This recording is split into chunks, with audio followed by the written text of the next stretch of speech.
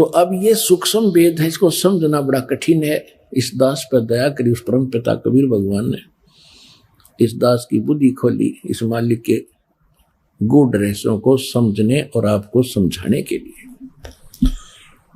Nyoli Noel, नेवले को कहते Noel देसी भाषा में, अरवाणी भाषा। न्योल नाद सुभान गति, ये लड़े भुवंग हमेशे, जड़ी जान जगदीश है, व्यसनी व्यापै शेष। अब देखो एक पंक्ति है दाता के ज्ञान की, और इसमें कितना गूढ़ रहस्य छुपाया है कि जिस भगत के पास ये यथार्थ मंत्र सत भक्ति सतनाम जिसके पास उपलब्ध है, वो एक ऐसा सुरक्षित हो गया जैसे एक नेवला होता है। नेवला आप समझते हो, नेवला, उस नेवले की कितनी लंबाई होती है, ज्यादा से ज्यादा वो 8-9 इंच लंबा होता, समेत पूछड़ के दूम समेत, और चूहे से थोड़ा सा बड़ा होता है। और वो सर्प के साथ लड़ता है। सर्प लगभग 10-10 फुट 12-12 फुट लंबा हो जाता है और उससे कई गुना ताकतवर होता है। अब वो उससे कैसे लड़ता है? वो ऐसे स्थान पर उस सर्प को छेड़ता है जहां पर किसी झाड़ी में, बोझड़े में एक जड़ी होती है, नाग दमन जड़ी नाम है उसका, नाग दमन, और उसमें से महक निकलती है। वो नेवला क्या करता है, वहां उस जड़ी को सूंघ कर आता है, श्वास रोक लेता है और उधर से सर्प को छेड़ जाता है। सर्प उसके लिए ऐसे तैयार होता है डंक फन उठा करके। अब नेवला उसके निकट आकर के वो जड़ी जो सूंघ करा था वो श्वास छोड़ देता है। उस जड़ी के सामने सर्प को चक्कर आने शुरू हो जाते हैं उसकी नाकों में जाते ही, और वो अपनी जान बचा के भागने की सोचता है। फिर नेवला उसकी मुंडी पर बैठ जाता फन के ऊपर, और साथ में वो श्वास भी छोड़ता रहता है और फिर उसको पकड़ के मार देता है। अब नेवले के पास वो जड़ी है तो वो उसको काबू कर पाया इतने लंबे अजगर को।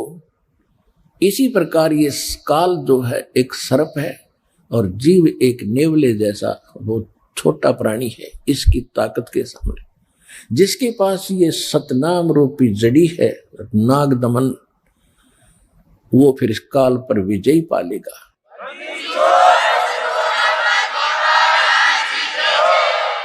न्योल नाद सुबान गति, वो लड़े भुवंग हमेशे, जड़ी जान जगदीश है, व्यसना व्यापै शेष।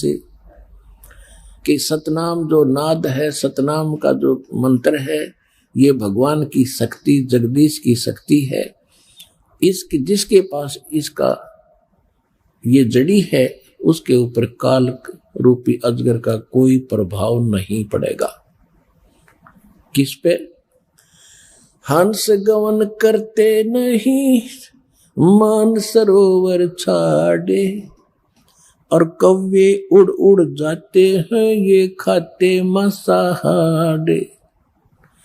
हंस दशा तो साधु है, ये सरोवर है सत्संग, मुक्ता हलबाणी चुगे फिर चढ़त नवेला रंग। दरस परस नहीं अंतरा, रोमी वस्त्र बीचे, पारस लोहा एक डिग वही पलटे नहीं अभीचे।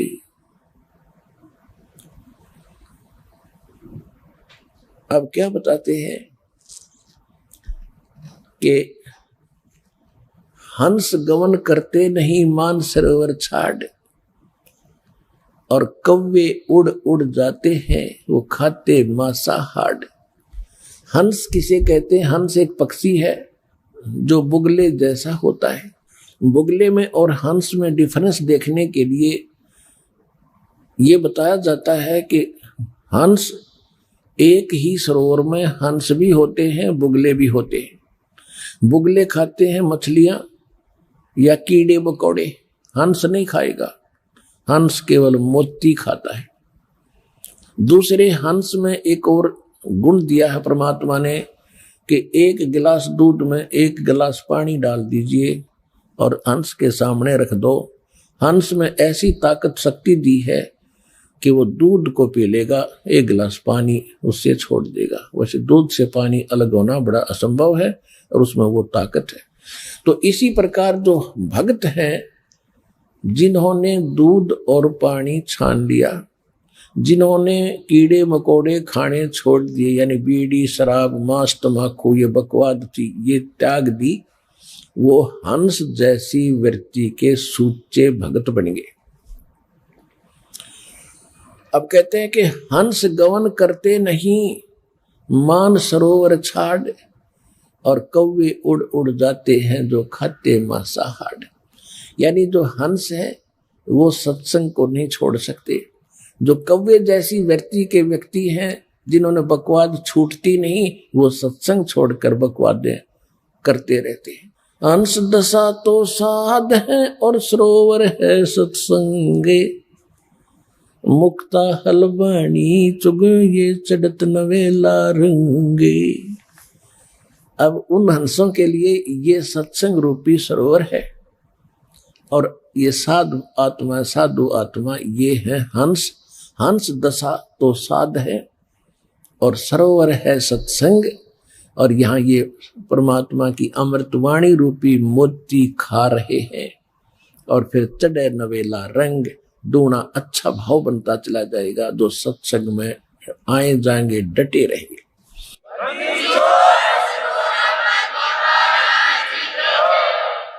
और हंस गवन करते नहीं, हंस गवन हंस नहीं जाते मान सरोवर छाड़े, ये कौवे उड़ उड़ जाते हैं वो खाते मांसाहार।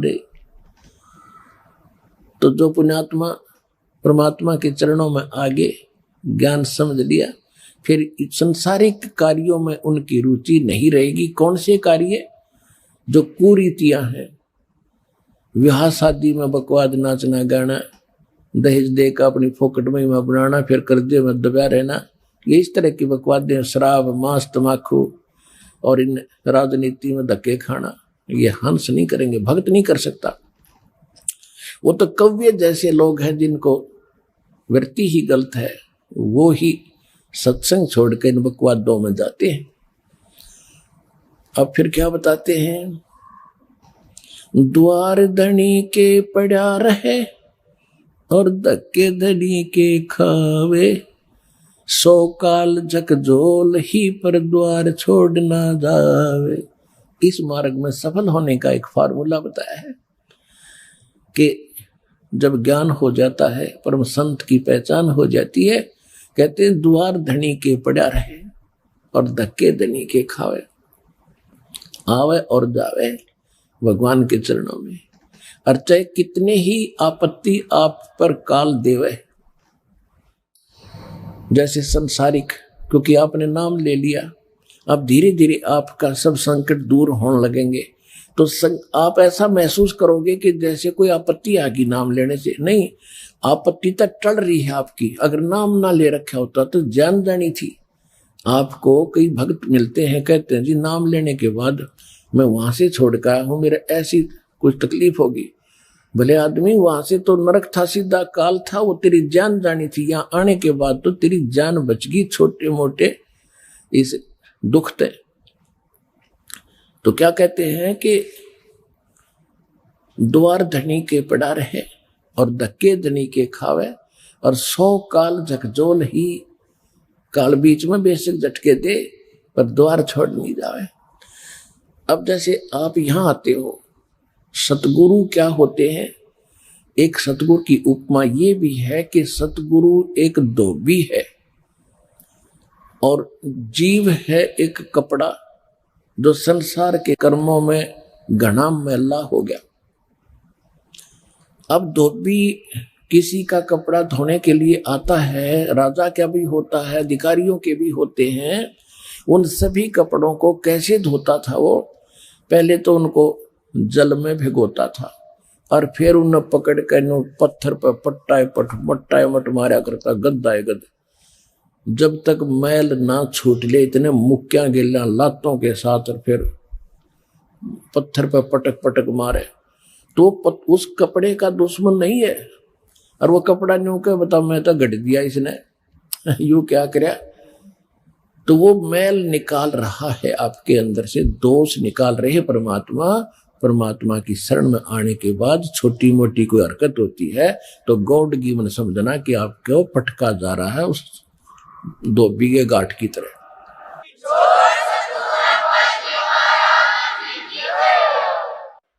दर्श परस नहीं अंतरा ये रूमी वस्त्र बीचे, पारस लोहा एक डिग ये पलटे नहीं अभीचे। अब देखो फिर एक और बात बताई है, कितना गहरा ज्ञान है पुण्यात्माओं।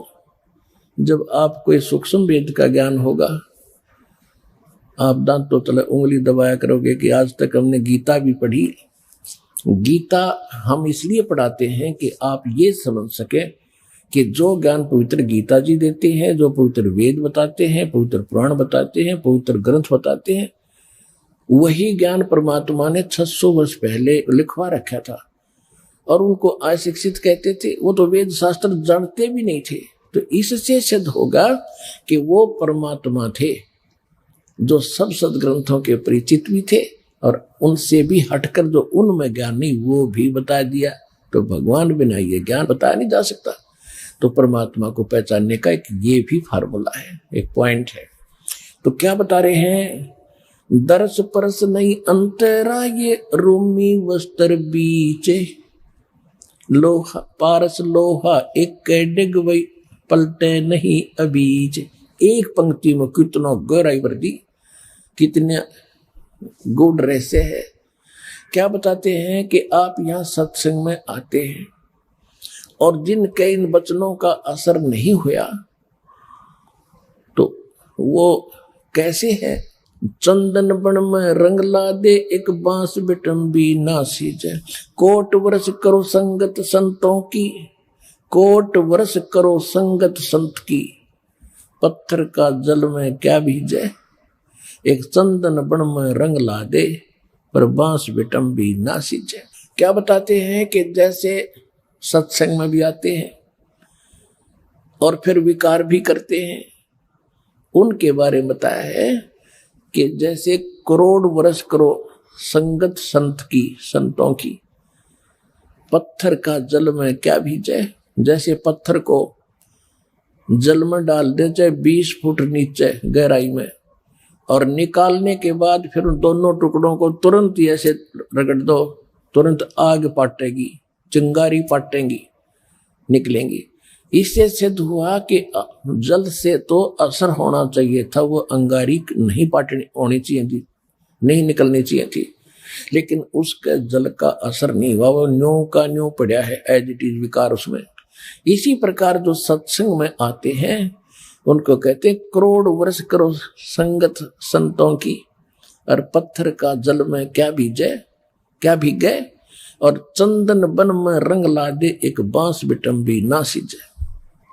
ये सूक्ष्म वेद की वाणी है, गरीबदास साहिब जी की वाणी है।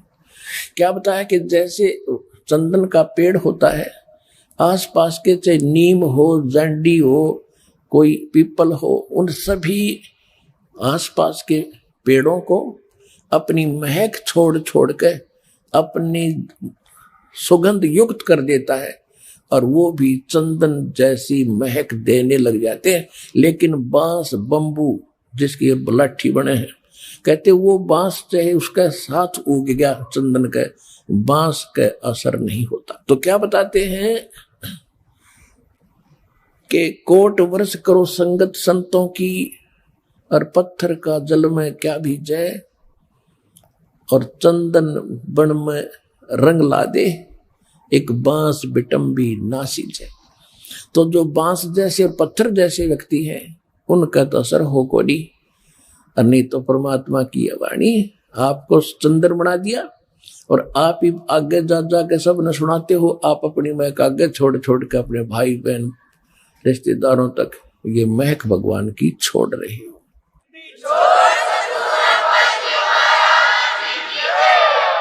अब क्या बताते हैं कि यहां आते भी हैं और सही ढंग से लगते नहीं। उसके विषय में बताया कि दर्श परस नहीं अंतरा और रुम्मी वस्त्र बीज।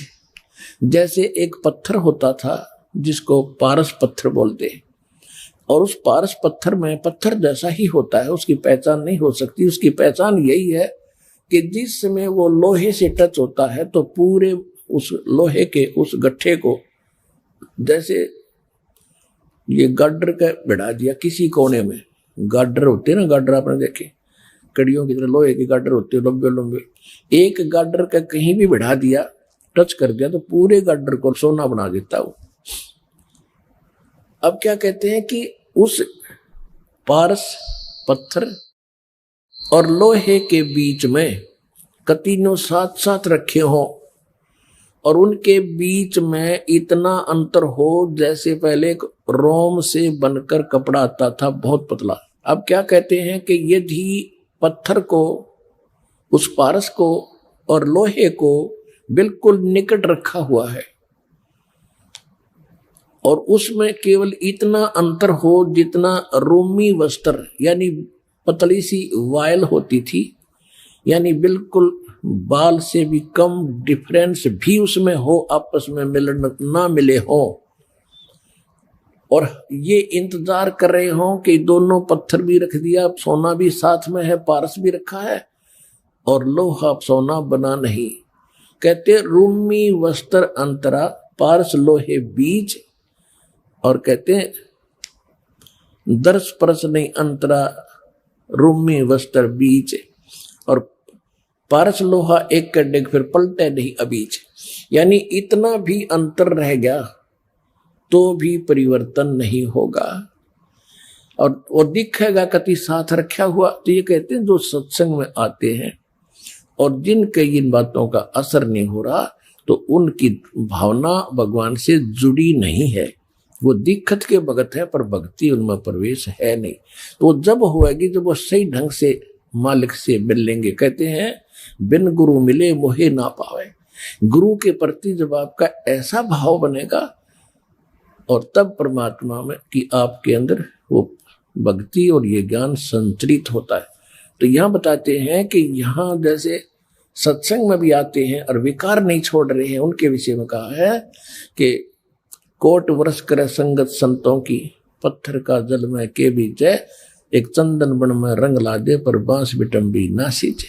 ये दास चंदन है और आप परमात्मा के पेड़ हो, वो पौधे हो जिनका असर हो गया, और बांस रूपी जो व्यक्ति हैं उनका असर नहीं होता, वो तो काल के जाल में रहेंगे, मरण दे। अब क्या बताते हैं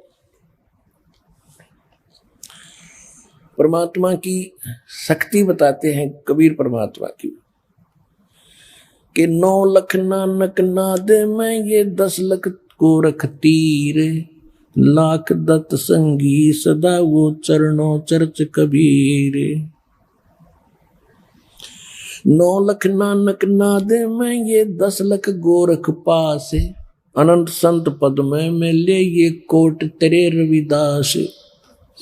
रामानंद से लक्ष गुरु ये तारे सिसके भाव, चेलों की गिनती नहीं जो पद में रहे समाये। अब क्या बताते हैं कि कबीर परमात्मा वो समर्थ परमात्मा है, परम अक्षर ब्रह्म है, और परम अक्षर ब्रह्म की जानकारी सतगुरु ही देते हैं। वो कितने समर्थ हैं कि 9 लख नानक नाद में आदरणीय नानक साहेब जैसे महापुरुष अच्छी आत्माएं उनके नाद माने वचन के बच्चे हो लिए बहुत गणे दीक्षित हुए, वो भी पार करे 9 लख नानक नाद में, और 10 लख गोरख तीर, और लाख दत्त संगी सदा चरणों चर्च कबीर। गोरखनाथ जी को बहुत बड़ा सिद्ध माना जाता था। गोरखनाथ जी को सिद्धों में सबसे ताकतवर सिद्धि वाला माना जाता रहा है। उन्होंने यहां तक चमत्कार कर दिए थे कि एक बार उनके बचंद्र नाम के गुरुजी काल प्रेरणा से एक सिंगल द्वीप के राजा की मृत्यु के उपरांत उस राजा के शरीर में प्रवेश करके वहां उसकी रानी को भोगने लगा। उससे 2 पुत्र हो गए। उसके बाद किसी ने गोरखनाथ को व्यंग कर दिया, किसी दूसरे नाथ ने, कि यदि तू ताकतवर है, ऐसी सिद्धि वाला है तो अपने गुरु ने बचा ले। वो बकवाद करने लग रहा वहां सिंगल द्वीप के अंदर। तो गोरखनाथ जी वहां गए अपने गुरु जी को वहां से। उससे पहले क्या किया कि किसी ने बता दिया उस रानी को कि ये कोई सिद्ध आत्मा राजा के शरीर के अंदर है और उस राजा की आत्मा जा चुकी है और ये कभी भी छोड़कर जा सकता है इस शरीर को। इसका शरीर मिलेगा कहीं पर किसी गुफा में, ये छोड़ कर आया है। तो रानी ने नौकरों को आदेश दे दिया, क्योंकि उसने तो राजा चाहिए था, शरीर चाहिए था, चाहे उसमें कोई आत्मा हो। रानी ने ऐसा आदेश दे दिया कि कोई भी किसी संत का कोई शरीर मिला उसको फूंक दो। सभी ने घूम फिर कर, नौकरों ने गुफा में एक शरीर पाया, उसको जला दिया, वहीं पर राख कर दिया। रानी निश्चिंत होगी। फिर गोरखनाथ गए। गोरखनाथ जी पहुंच गए वहां पर। गोरखनाथ क्योंकि वहां जाने नहीं दिया गोरखनाथ जी को, तो उसको मना कर दिया था रानी ने। मुनादी चारों तरफ पहरे छोड़ दिए थे सीमा के ऊपर, कोई संत नहीं आ जा, क्योंकि साधु संतों ने यह भी बता दिया था कि एक गोरखनाथ नाम का इन मच्छंद्र जी का शिष्य है, वो आकर इनको निकलवा सकता है यहां से। तो रानी ने चारों तरफ सीमा पर भी ये पहरे बैठा दिए थे कि कोई साधु संत मेरी इस नगरी में प्रवेश ना हो जा। चारों तरफ कति बाढ़ लगा दी थी, एक गेट थाने का वहां पर पहरे छोड़ दिए थे। एक बार मच्छंद्र जी से उस रानी को पुत्र हुआ। फिर पुत्र का जन्मदिन हुआ किसी दिन। उसमें गाने बजाने के लिए बाहर से मंडली जानी थी और गोरखनाथ ने पहुंचना था। गोरखनाथ को जाने नहीं दे रहे थे। गोरखनाथ जी ने एक ढोलकी बजाने वाले का दस्त लगा दिया सिद्धि थे। वो बाहर से जो मंडली आई थी बाजे बूजे बजाने वाली, और इतने दस्त लगा दिए कि वो चल नहीं सके। तो वो चिंतित हुई मंडली के राजा के यहाँ जाना था, हमारी तो सजा भी होगी, पैसे भी ना मिल रहे। तब गोरखनाथ जी ने कहा भी क्या बात है, क्यों चिंतित हो? कि ऐसे ऐसे हमारे एक साथी के दस्त लग गए, राजा के यहाँ जाना है और एक ढोलकिया बिना बात बने नहीं ना। गोरखनाथ बोले मैं बजा दूंगा तो ढोलकी तुम्हारी। बोला ठीक है। तो उन्होंने बजवा के देखी, सुर में सुर मिला दिया, अगवा बढ़िया काम चल गया। अब वहां आगे मच्छंद्र नाथ बैठा राजा के शरीर में, अफलातून पाक्या। सिंहासन पर रानी बैठी बराबर में, दोनों 2 बच्चे हो गए थे, दोनों बच्चे गोदी में। अब वहां वो गा बजा रहे थे तो गोरखनाथ कह रहा था डुम डुम डुम, जाग मच्छंद्र जाग, तेरे फूट गए भाग, तो यहां से निकल, जाग मच्छंद्र जाग, तेरे फूट गए भाग। अब वो मच्छंद्र राजा के शरीर में बैठा, फटफड़ी ली। तब रानी से कहा कि इस ढोलकी वाले को रख ले या नौकर। ढोलकी वाला नौकर रख लिया। फिर उसको समझाया कि आप क्या उद्देश्य लेकर तो शिक्षा दिया करते थे, कहाँ फंस गए बीमारी में, चलो। तो कहने लगा मैं चलूं तो मेरा तो शरीर फूंक दिया, अब जाऊं कैसे? कि तो आप निकलो यहां से। वो शरीर छोड़कर निकल गए। वहां पर राख थी, उस राख के अंदर ये अस्थि बची हुई थी, अस्थि जिनको ये मरने के उपरांत की डाल कागरा गंगा वंगा में छोटी मोटी बच रही थी, उनको इकट्ठी करके अपनी शक्ति से गोरखनाथ ने मच्छंद्र जी का शरीर बना दिया पूरा उसी एज का, और उसको प्रवेश कर दिया। अब फिर क्या था, अब देखो पुण्यात्माओं, ये है खेल, हम यहां फंसे रहे, हम यहां अड़गी बुद्धि के इतना महापुरुष, और देखो मुर्दे को भी जीवित कर दिया, शरीर भी नहीं था फिर भी शरीर बना दिया।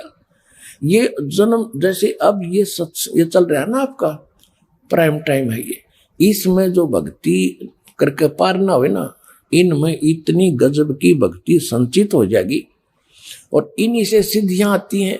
इसी भक्ति को अगर आप खराब करने लग जाओगे ना कुछ दिनों में, बिना ज्ञान के, किसी का झाड़ा लान लग गया वो ठीक हो जाएगा, और कोई किसी को आशीर्वाद दोगे वो फल लग जाएगा, आपके पंचर हो जाएगा। तो ये इतनी भक्ति इकट्ठी कर लेते हैं ये साधु संत इस समय में, अब जो चल रहा है, और ये पार हो नहीं पाते, ये फिर काल का फंस जाते और यही फिर आगे प्रसिद्ध होते रहते। फिर क्या होता है कि गोरखनाथ पिछले जन्म से सिद्धि युक्त था ऐसे।